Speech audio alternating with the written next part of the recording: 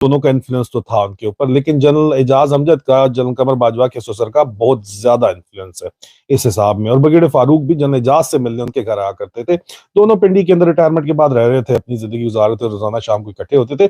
2021 میں کیا ہوتا ہے کہ جنرل فیض حمید جا کے عمران خان سے ان کی ایک کیمسٹری ڈیولپ ہو جاتی ہے، اور ان کی کیمسٹری ڈیولپ ہونے کی بڑی ایک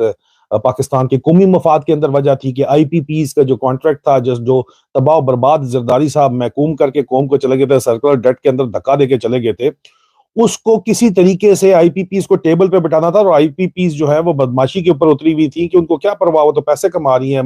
منشا کی کمپنی ہو یا خواجہ آصف کی کمپنیاں ہوں، وہ تو پیسے ٹکا رہی تھی، پاکستان کے عوام کے مشینیں بند کے اوپر بھی پیسے ٹکا رہی تھی، زرداری نے ان کو ایسا کانٹریکٹ دیا ہوا تھا، تو وہ کیوں واپس کانٹریکٹ ری نیگوشیٹ کرتے۔ اس کے اندر پھر جنرل فیض حمید کو عمران خان نے استعمال کیا، اور وہ دوبارہ پاکستان کی عوام کے لیے ایک فیوریبل جو ہے ری نیگوشیٹ ٹرمز کی گئی، ان میں ایک بہت اہم کردار ادا کیا، تو اس دوران ان کی کیمسٹری ڈیولپ ہوگی عمران خان سے۔ پھر افغانستان کے اندر جو معاملات چل رہے تھے ان کے اندر بھی 1-to-1 آئینی طور کے اوپر وہ بالکل ٹھیک کر رہے تھے، وزیر اعظم کو ان کی رپورٹ بنتی تھی، لیکن پاکستانی اسٹیبلشمنٹ کے اندر آپ کو پتا ہے کہ آئین تو ایک کاغذ کا ٹکڑا سمجھتی ہے اسٹیبلشمنٹ، اپنی مرضی جو ہے وہ چیف ہی آئین ہے، بات سیدھی سی یہ ہے۔ اب ہوا یہ کہ جنرل فیض حمید کو یہ بات اس کا اظہار کیا گیا کہ جی یہ آپ اچھا نہیں کر رہے، آپ ٹھیک نہیں کر رہے۔ میں 2021 تک جو ہے ذرا اس طرح کی چپکلش جو ہے وہ بڑھنا شروع ہو گئی، ایم آئی نے رپورٹیں دینی شروع کر دیں کہ جی آئی ایس آئی چیف کی مرضی کے بغیر وزیر اعظم سے مل رہا ہے، حالانکہ اس کو پورا حق ہے ملنے کا، آئینی حق ہے ملنے کا، لیکن میں نے آپ کو بتایا کہ آئین صرف کاغذ کا ٹکڑا کنسیڈر کیا جاتا ہے اگر چیف کا آرڈر آ جائے تو۔ یہ اسی طرح ہی ہے، بہرحال بات اس کو آپ کو جو واقعی لوگ ہیں اسٹیبلشمنٹ وہ اس بات کو مانیں گے، یہ اسی طرح ہی ہے۔ اب 21 میں جب یہ ذرا چپکلش بڑھنا شروع ہو گئی، تو پھر 21 میں ایک اور واقعہ ہوتا ہے کہ برگیڈیئر فاروق کی وفات ہو گئی، جنرل فیض حمید کے سسر کی 2021 میں وفات ہوگی۔ وہ جو روزانہ کا ملنا جلنا تھا، وہ ایک تعلق واسطہ تھا، جو بھرم تھا، وہ ٹوٹ گیا، وہ ختم ہو گیا۔ اس کے بعد میری اطلاعات کے مطابق جنرل اعجاز امجد نے کوئی 2-3 دفعہ جو ہے کوئی ہدایات دی جنرل فیض حمید کو بحیثیت ڈی جی آئی ایس آئی، لیکن انہوں نے وہ بات سننے سے انکار کر دی۔ اچھا، بات تو وہ سنتے تھے جنرل اعجاز امجد کی، لیکن یہ ہے کہ ان سے بات کرتے ضرور تھے، لیکن اس کو حکم کے طور پہ وہ نہیں لیتے تھے، بنتا بھی نہیں تھا حکم کے طور کے اوپر لینا۔ پھر جنرل اعجاز امجد کے دوستوں نے روزانہ کی بنیادوں کے اوپر جنرل اعجاز امجد کو، چیف کے آپ جنرل باجوہ کے سسر کو شکایتیں کرنا شروع کر دی۔ میں عینی شاہد ہوں اس بات کا کہ جی ہماری ڈی جی آئی ایس آئی بات نہیں سنتا۔ مطلب ایک بندہ کاروباری ہوگا، بندہ ٹھیک ہے، بہت بڑا کاروباری ہے، بہت بڑا بزنس ٹائکون ہے، لینڈ لارڈ ہے، ٹھیک ہے، وہ جنرل اعجاز امجد کے ساتھ روزانہ شام کو بیٹھتا ہے، محفل لگتی ہے، تو اس کے بعد اگر وہ اس محفل کی نسبت سے general direct D G I S I کو فون کرے اور D G I S I phone نہ اٹھائے، اور نہیں اٹھاتے تھے وہ، تو وہ آ کے شکایت لگاتے تھے، اور شکایت لگانے کے بعد روز شام کو یہ فون کر کے ان کی شنٹنگ کرتے تھے کہ بھئی تم نے فلانے کا فون نہیں اٹھایا، وہ جی انکل، سوری انکل، سر میں کر لوں گا، بات کر لوں گا، بات سن کے آئیں بائی شائی کر دیتے تھے۔ اس کے بعد پھر ان کی 21 میں جب کہ یہ جو فرکشن بڑھنا شروع ہو گئی، یہ چپکلش جب بڑھنا شروع ہو گئی، تو عمران خان نے بھی ایک قریبی ان کی کیمسٹری ڈیولپ ہو گئی، تو ان کو یہ بھی پتا تھا جنرل فیض حمید کو کہ دن کو جب میں ملاقات کرتا ہوں تو رپورٹیں جاتی ہیں، تو رات کو لیٹ نائٹ 12 بجے کے بعد کہیں چھپ کے بھی ملاقاتیں یہ لوگ کہتے ہیں کہ جنرل فیض حمید نے وزیر اعظم سے کرنا شروع کر دی، جو کہ سراسر آئی نہیں تھی، لیکن ملٹری انٹیلیجنس کا ایک ہولڈ ہے وزیر اعظم کے سٹاف کے اندر، وزیر اعظم کے ذاتی سٹاف کے اندر ان کے اپنے بندے بیٹھے ہوئے ہوتے ہیں، وہاں سے رپورٹیں آنا شروع ہو گئی جی آرمی چیف کو کہ جی رات کو 12 بجے کے بعد یا لیٹ نائٹ ملاقات کرتے ہیں general Faiz Hamid D G I S I Imran Khan سے۔ اصل جھگڑا وہاں پہ بنا، ٹھیک ہے جی، یہ اصل بات جو جھگڑا تھا یہ وہاں پہ بنا۔ تو اس کے بعد یہ جنرل فیض حمید کی ٹرانسفر کی خبر شروع ہوگی کہ جی ان کو ٹرانسفر کیا جائے، ان کو کور کمانڈ کرانی ہے، آرمی چیف انہوں نے بننا ہے، ان کو کور کمانڈ کرانی ہے، مطلب ان کو نکالنے کے بہانے ہیلے بلانے شروع ہو گئے، صرف اس وجہ سے۔ میں بات نہیں کرنا چاہتا، مجھے اب جو ایم آئی کی سورسز پلانٹس ہیں، پھر آپ کہیں گے ہمارے کور ایکسپوز کر رہے ہیں، جو پلانٹڈ ہیں لوگ، جو عمران خان کی جو سیولین سٹاف ہے، ان کے مشیروں کو بھی مینج کرتے تھے عمران خان کے اندر خبریں لانے کے لیے، ان کا بھی مجھے علم ہے۔ میں ان کا نام اگر نہیں لے رہا تو مجھے نہیں لگتا کہ قومی مفاد میں یہ ہے کہ میں ان کا نام لوں، لیکن خان صاحب کو بہرحال یہ بات پتہ ہوگی۔ میں آپ کو صرف اتنا بتا سکتا ہوں، ان کو پتہ ہونا چاہیے، ان کو پتہ ہے، عوام کو بتانے کا کوئی فائدہ نہیں ہے، ٹھیک ہے، کیونکہ یہ ایک سسٹم ہے اور وہ بھی سسٹم کے لیے وہ اپنی نوکری کر رہے ہیں، وہ بھی ظاہری بات ہے اپنی جاب کر رہے ہیں، اور ان کو وہاں پہ صرف اس مقصد کے لیے نہیں رکھا گیا، ان کے اور بھی بہت سے ٹاسک ہوتے ہیں، وہ اپنے کام کر رہے ہیں، لیکن یہ سسٹم پورے کا پورا بگڑا ہوا ہے نا، اس کے اندر اس انڈیویجول کی قصور نہیں ہے۔ لیکن بہرحال خان صاحب کو میں نے اس بات مطلب خان صاحب کو اس بات کا علم ضرور ہے کہ کون کیا کر رہا تھا۔ اب فیض حمید صاحب کی شکایتیں روزانہ کی بنیاد کے اوپر جو ہے وہ ملٹری انٹیلیجنس کے تھرو جانے لگ گئیں،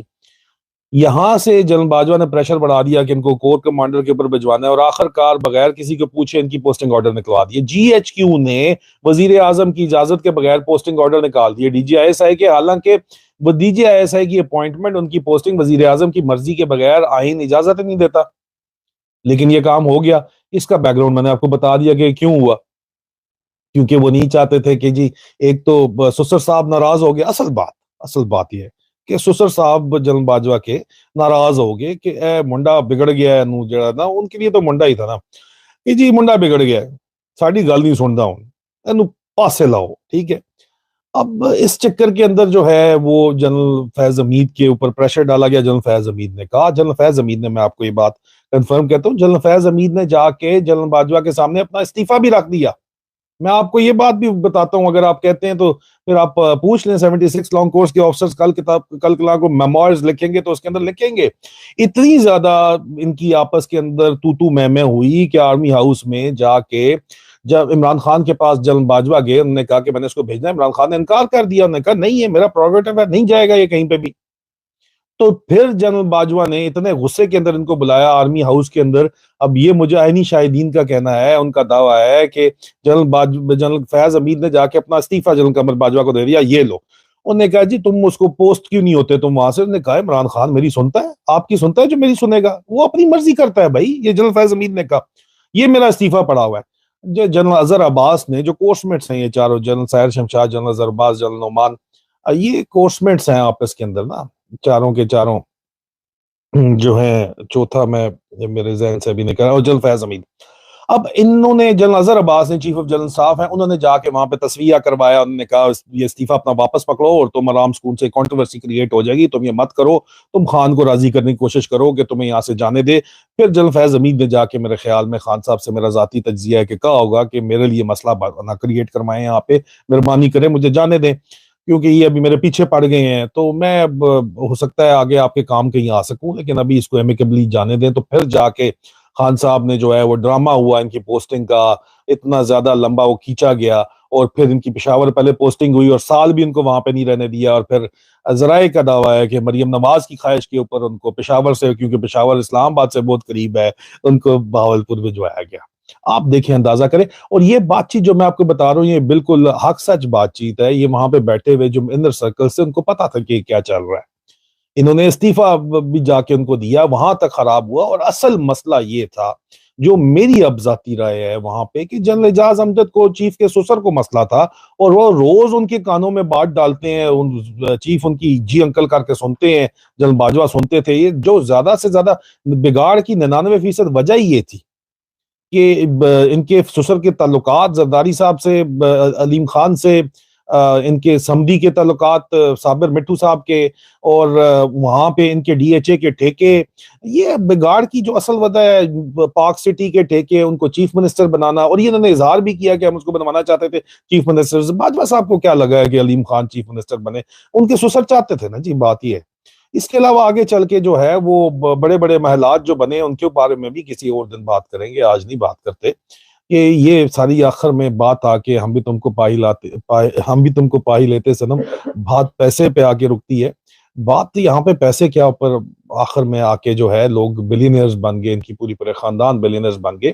لیکن میں اس کے اوپر کسی اور دن جا کے ثبوتوں کے ساتھ بات کروں گا، آپ لوگوں کو ایڈریسز بھی پرووائڈ کر دیں گے، یہ وقت نہیں ہے، انشاءاللہ مہینے کے اندر یہ سب چیزیں بھی سامنے آ جائیں گی ساری کی ساری۔ لیکن یہ اصل ان کا جو ذاتی جو پھڈا ہے وہ یہاں پہ شروع ہوا، اور اب انہوں نے جو ہے وہ جنرل فیصل نصیر کو ڈی جی سی کی سیٹ کے اوپر بٹھایا کہ جی ان کے سسر کی سوچ یہ ہے کہ ڈنڈا جو ہے نا، ڈنڈا استعمال کرو، ٹھیک ہے۔ حالانکہ جنرل قمر جاوید باجوہ کہتے ہیں کہ uncle times have changed, uncle वक्त बदल गए हैं, लेकिन अंकल अगू कहता है कि no Qamar times have not changed, कमर वक्त नहीं बदला, पीपल हैव चेंज्ड, लोग बदल गए हैं, यू गॉट फोर्स, तेरे को डंडा है, डंडा चला। और इसी सोच के तहत जो है वो फैसल नसीर को यहाँ पे लाया गया, लोगों को नंगा किया गया, लोगों को मारा गया, अरशद शरीफ कत्ल हुआ, अरशद शरीफ की शहादत हुई, खान के ऊपर कातलाना हमला हुआ, लोगों की कोई इज्जत नहीं है, झूठे मुकदमात हुए। और इस सारी सूरत हाल के अंदर पाकिस्तान के माशरे की इकदार और असास को तबाह बर्बाद किया गया और मईशत को तबाह किया जा रहा है। और अब पाकिस्तान के ताजर, बिजनेस कम्युनिटी भी कहते हैं कि खुदा का वास्ता है, सीधे रास्ते के ऊपर आ जाओ, पाकिस्तान को तबाही के रास्ते के ऊपर आप लेके जा रहे हो, पाकिस्तान डिफॉल्ट की तरफ जा रहा है आपकी इन पॉलिसीज की वजह से। इन पॉलिसीज को अगर आपने दुरुस्त ना किया तो पाकिस्तान खुदा ना खास्ता डिफॉल्ट कर जाएगा मजीद। और ये आपकी जिद और आपकी अना और आपकी ये थर्ड क्लास हरकतें और आपकी जो ये पैसा आप प्रोपेगेंडे के ऊपर लगा रहे हैं और जितना पैसा आप नैरेटिव बिल्डिंग के ऊपर बना रहे हैं और ताकत के ऊपर अपना होल्ड रखने के लिए बना रहे हैं और नई सियासी कुव्वतें आप खड़ा करना चाहते हैं और पुरानी सियासी कुव्वतें आप तोड़ना चाहते हैं, इतनी एनर्जीज अगर आप अपने काम के ऊपर लगा लें तो पाकिस्तान तो पता नहीं कहां से कहां पहुंच जाए। मैं एक वीलॉग में जरूर आप लोगों को ये समझाना चाहूंगा कि ये मामलात क्यों नहीं सीधे हो रहे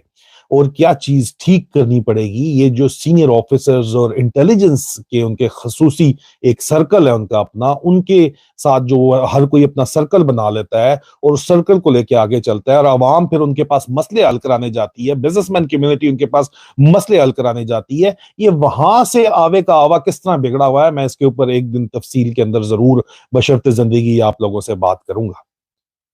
और इंशाअल्लाह बहुत जल्द दोबारा आप लोगों से बातचीत होगी।